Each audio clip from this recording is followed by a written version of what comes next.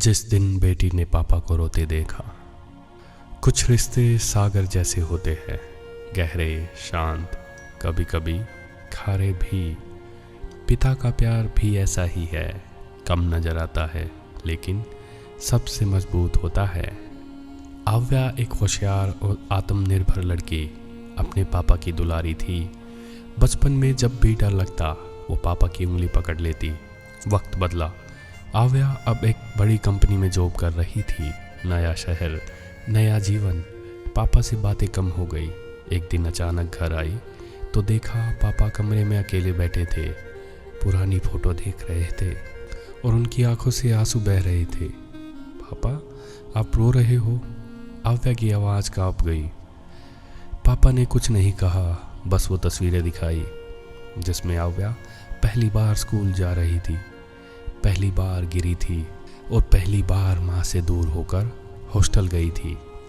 तू बड़ी हो गई है बेटा, लेकिन मैं आज भी तेरी पहली मुस्कान को मिस करता हूँ। पापा जो कभी रोते नहीं थे, आज तस्वीरों के आगे टूट गए।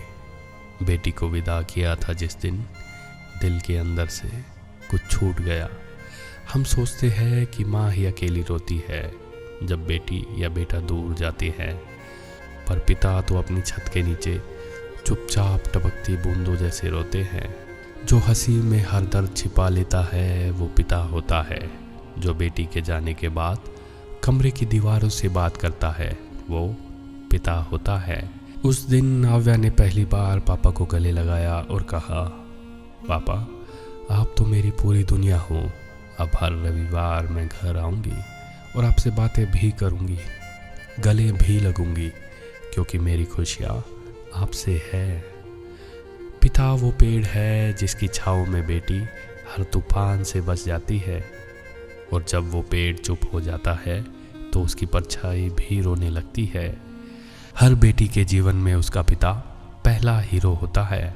वो ज़्यादा नहीं कहता पर सब कुछ कर गुजरता है।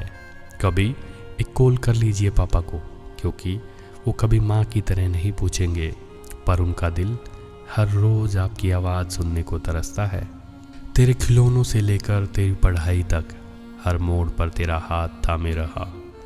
अब जब तू उड़ने लगी है तो भी आकाश में मेरी दुआओं की डोर बंधी है।